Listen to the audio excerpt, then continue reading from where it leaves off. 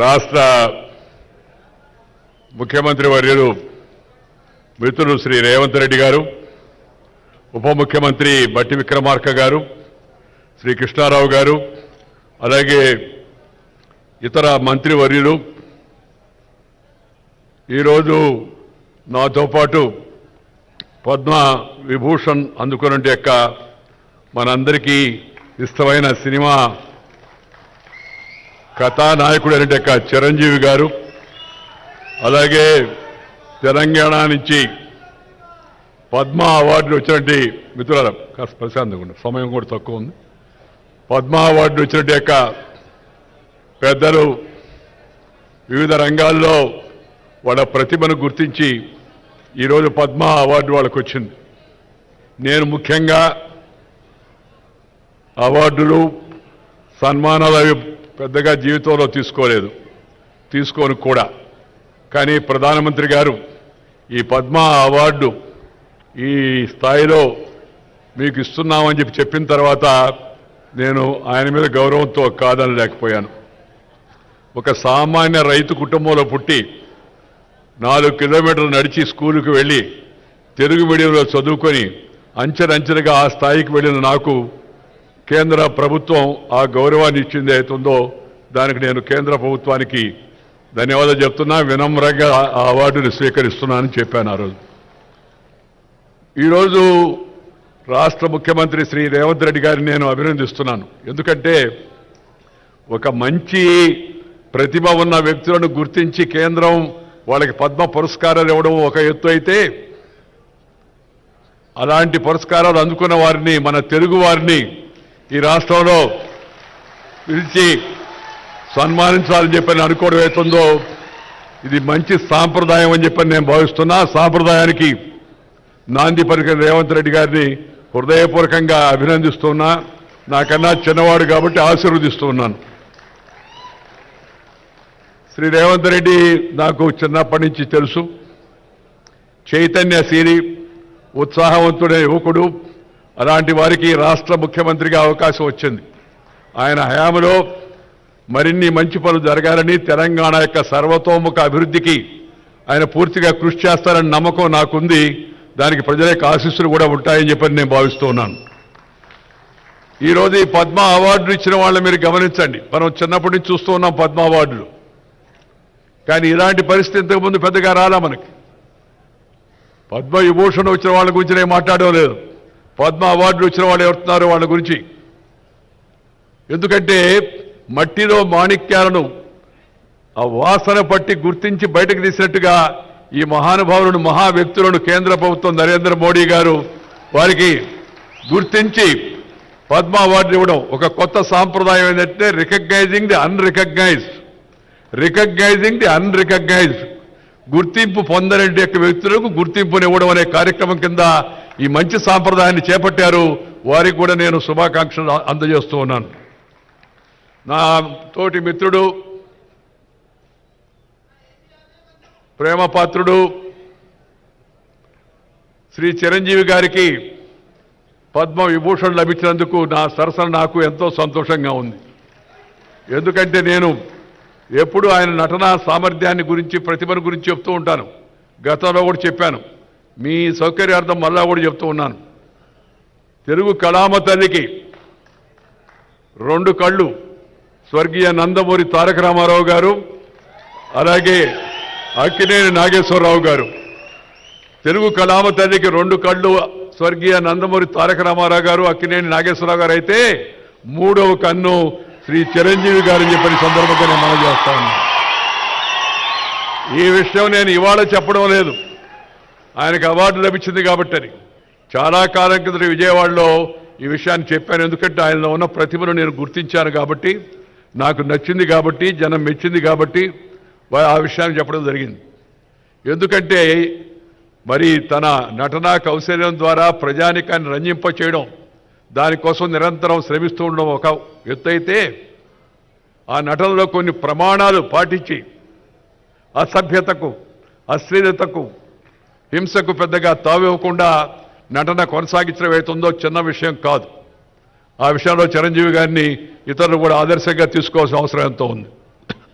రెండవది మన యొక్క ప్రజా జీవనంలో ఉన్న వాళ్ళందరూ భారతీయ సంస్కృతిని పాటించి share and care is the core of Indian philosophy. ఆదికాలం నుంచి, వేదకాలం నుంచి, పుణ్యకాలం నుంచి, పురాణకాలం నుంచి మన పూర్వీకులు అనుభవించి రంగరించి మనకు మేళవించి మనకు అందించిన వారసత్వం అయితే ఉందా భారతీయత, నువ్వు పెంచుకో, ఇతరులతో పంచుకో, పెంచుకో, పంచుకో. ఈ షేర్ అండ్ కేర్ అనేది మన పెద్దలు మనకు అందించినట్టు పెద్ద గొప్ప నానుడి. దాన్ని వారు జీవితంలో ఆచరిస్తూ పెద్ద నటుడుగా పేరు వచ్చినా, రాజకీయాల్లో అవకాశం వచ్చి పైకి వెళ్ళినా, మరి కింద జనానికి, సామాన్య జనానికి మేలు చేయాలనే ఉద్దేశంతో ఆ బ్లడ్ బ్యాంక్ కార్యక్రమాన్ని చేపట్టి దాన్ని కరోనా సమయం ఆ తర్వాత కూడా నిరంతరం కొనసాగించడం అవుతుందో ఇది చాలా చాలా అభినందించిన విషయం అని మీ అందరూ కూడా మనం చేస్తున్నాను. అందుకని సహజంగా వారికి ఈ అవార్డు వచ్చిందని తెలిస్తే నాకు చాలా సంతోషం వేసింది. మిత్రులారా, నేను పెద్దగా ప్రసంగించాను, సమయం కూడా చాలా ఎక్కువైంది, కాలాతీతమైంది. ఒకటి ఒకటి ఒకటి ఒకటి ఒకటి ముఖ్యమంత్రి గారిని నేను అభినందించాను, ఇందాక కేంద్ర ప్రభుత్వాన్ని అభినందించాను, ఈ పద్మ అవార్డు వాడు ఇచ్చిన అందరిని అభినందించాను.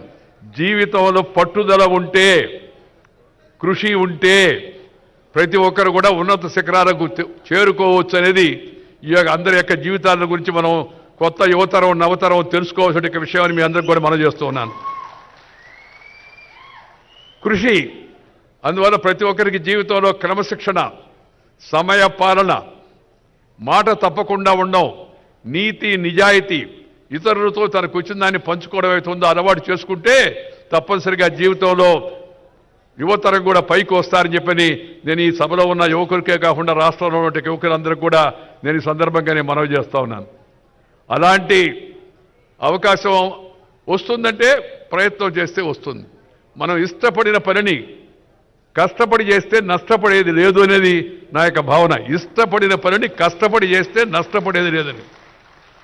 ఈ వయసులో కూడా ఇలా ఉత్సాహంగా ఉండి ఇంత ఉరకరెత్తిచ్చేట్టుగా నటన చేయడం అంటే చిన్న విషయంగా, దాని వెనక ఎంత శ్రమ ఉందో, రోజు ఎంత బాధలు పడుతుంటారో, ఎంత ఇబ్బంది పడుతూ ఉంటారో నటులు మనం అర్థం చేసుకోవచ్చు. బట్ శ్రమ, ఆ శ్రమ అది ఇష్టపడిన శ్రమ. ఇష్టపడిన శ్రమని కష్టపడి చేస్తే నష్టపడేది లేదు, మంచి గుర్తింపు వస్తుంది. దానికి వారి యొక్క జీవితం కూడా ఒక ఉదాహరణ చెప్పని సందర్భంగా నేను మనవి చేస్తూ ఉన్నాను.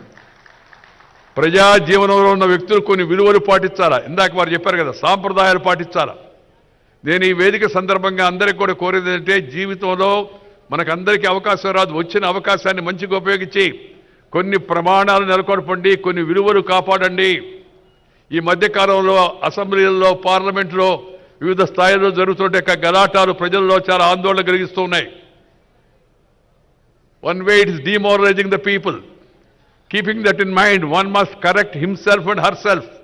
ప్రతి ఒక్కరు కూడా తమ జీవితాన్ని సరిదిద్దుకునే ప్రయత్నం చేయాల్సిన అవసరం ఎంతో ఉంది. అవసరమైన వాళ్ళందరూ ప్రజాప్రతినిధులు అంటే ఆ ఎంపీలు. నేను చైర్మన్గా ఉన్నా రాజ్యసభకి 5 ఏళ్ల పాటు, అంతకుముందు మంత్రిగా ఉన్నాను పార్లమెంటరీ అఫైర్స్, అలాగే ఇతర మంత్రిత్వ శాఖల్లో ఉన్నాను, చూశాను. ప్రతిపక్షంలో ఉన్నాను, అధికార పక్షంలోకి ఉన్నాను. మనము మన ప్రవర్తన జనమంతా చూస్తూ ఉంటారు, అభినందిస్తూ ఉంటారు. నాకు పాత రోజులు బాగా గుర్తు. నేను యువకుడిగా అసెంబ్లీకి వచ్చినప్పుడు నేను జైపాల్ గారు మాట్లాడుతూ ఉంటే రాష్ట్రంలో ప్రతి ఒక్కరు కూడా సాయంత్రం 6 గంటల 15 నిమిషాలకి రేడియో పెట్టుకునేవాళ్ళు. అప్పుడు టీవీలు లేవు.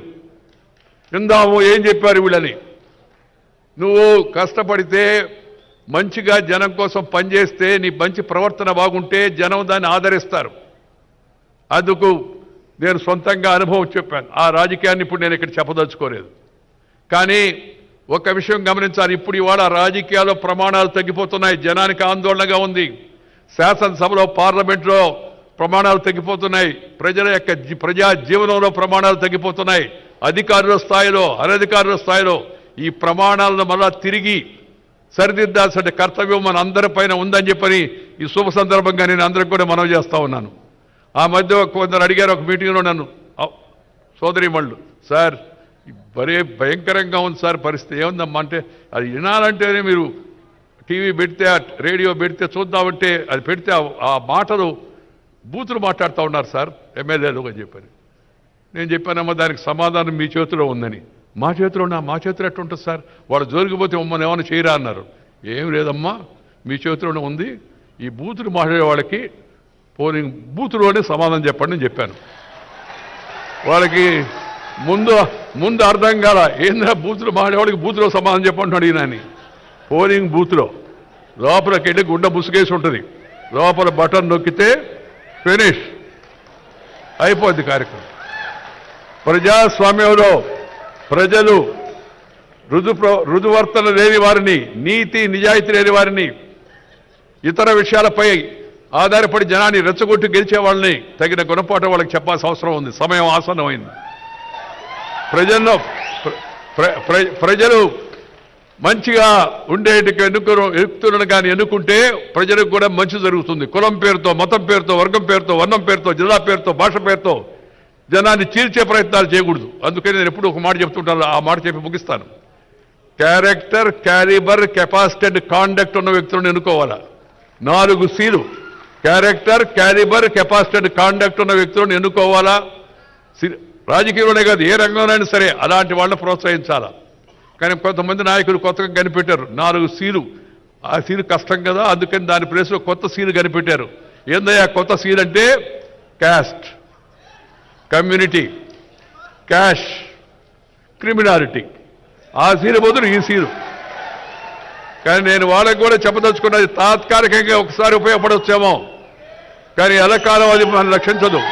కాబట్టి అందరూ కూడా ఆ లక్షణాలను వాటిని దూరంగా పెట్టి మంచితనంతో మంచిగా ప్రజలకు మేలు చేసే ప్రయత్నం ప్రజాప్రతినిధులు చేయాలని సందర్భంగా మనవి చేస్తూ, ప్రతిభ ఉంటే పురస్కారం లభిస్తుంది, దానంతటదే, దాని గురించి ఆలోచించాల్సిన అవసరం లేదని చెప్పని మరొకసారి చెప్తూ తెలంగాణ ప్రభుత్వానికి నేను అభినందనలు తెలియజేస్తూ, మరి నాకు రేవంత్ రెడ్డి గారు చెప్తే నేను చెప్పానయ్యా, మామూలుగా నేను సన్మానాలు పెద్దగా అంగీకరిస్తాను, దట్టు ఈ అవార్డు ఇచ్చిన సందర్భంగా అంటే, లేదు సార్ ప్రభుత్వం తరఫున మా తెలుగువాడిగా మీకు ఈ అవార్డు వచ్చినందుకు మేము ప్రభుత్వం తరఫున సన్మానిస్తామని చెప్పారు. అందుకని నేను వెంటనే అంగీకరించాను. ఇవాళ ఈ కార్యక్రమంలో పాల్గొంటున్నాను. మీ అందరి యొక్క అభిమానానికి హృదయపూర్వకమైన ధన్యవాదాలు తెలియజేస్తూ మీ దగ్గర సెలవు తీసుకొని నమస్కారం. జై హింద్.